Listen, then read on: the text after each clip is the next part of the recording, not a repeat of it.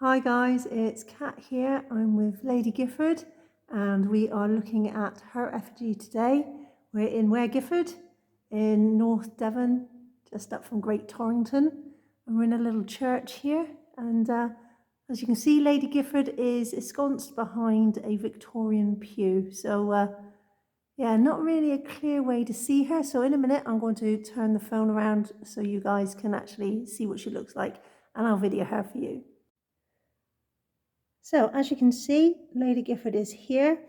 She's an absolutely cracking effigy. Unfortunately, she's not in her original position. The original position I'll take you over to in a minute.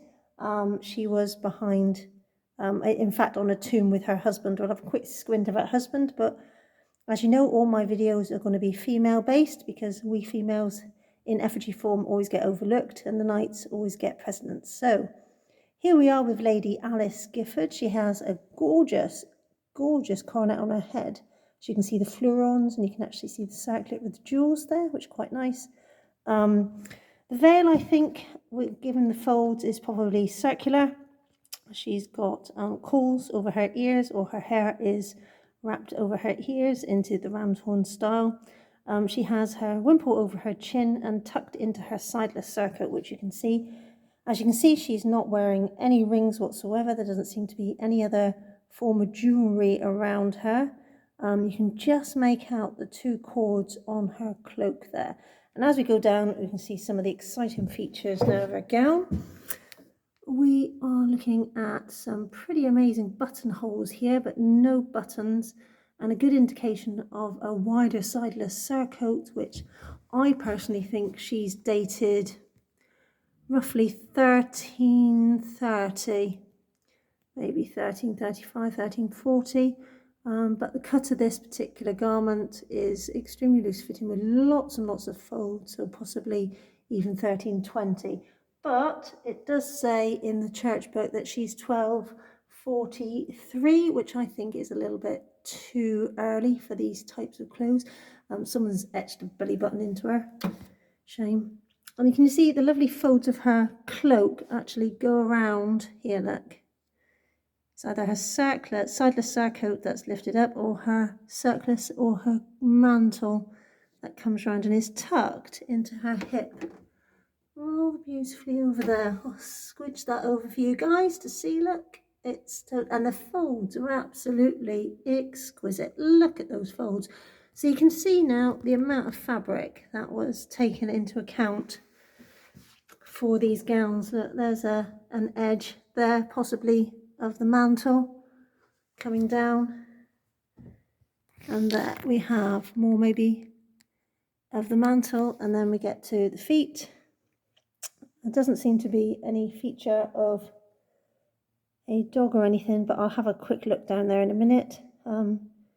Quite smashed down this end because of when the Victorians moved her and wedged her into this lovely alcove and these pews. Dear her. So there we go. This is the bit, possibly the remains of a dog or an animal here at her feet, but it's all gone. We can't discern what it is, sadly. So that is the beautiful effigy of Lady Alice. Isn't she exquisite?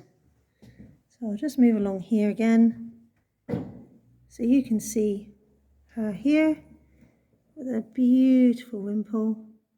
His lordship's just walked past casting a shadow, so apologies for that, guys.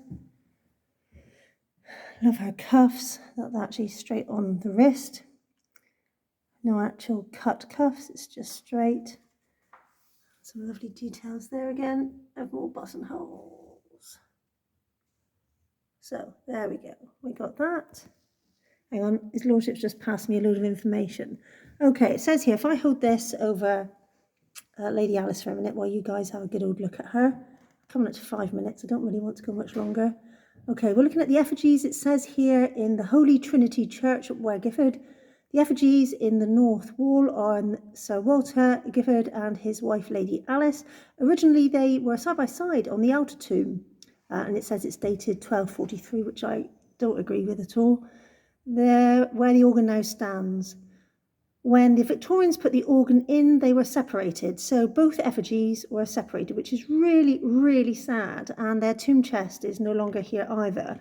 The angels support their pillows. Oh, that's a cute one, actually, of the angel. I'll show you. Because the angel's head has been smashed. The poor thing's been decapitated. But you can actually see him holding the cloth here of the pillow that she's actually on, which is really, really beautiful. I'll go under the pew a minute for you to see. But look at that. Isn't that lovely? These gorgeous wings. And these lovely little carved feet over there. But look, what a shame, eh? And there's no angel the other side. The other one's completely gone. But thankfully, we've got the most beautiful folds. Absolutely exquisite folds on Lady Giffard's wimple and veil and coronet. So it says here that Sir Walter's feet are crossed to indicate that he had been on a crusade. So we're going to have a quick look at Sir Walter in a minute. And legend has it that he walks at midnight to search for his wife. Shame, eh? Poor thing.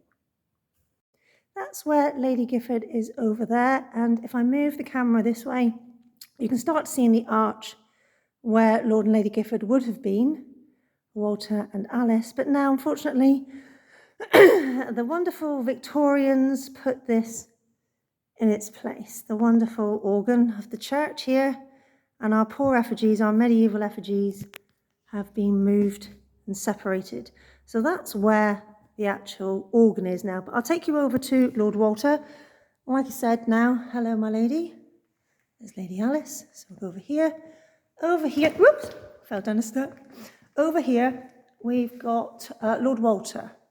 There's Lord Walter. I don't intend to, like I said before, be focusing mainly on the knights, but it's only fair that we actually give the boys a chance to enjoy a little quick look. I'm not going into detail though, like the ladies. So we've got some beautiful knee detail there, lovely long surcoat, gorgeous spurs with an actual stirrup actually on the spurs there, so you can see where the strap was.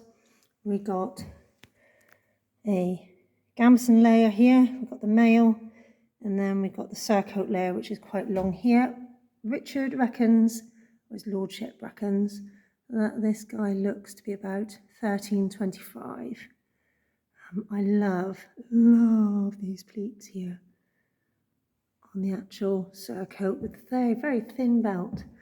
So there is Sir Walter for the boys' night's hit. But like I said, we're going to focus on the ladies. All right, take care, guys. Signing off for a bit. Bye.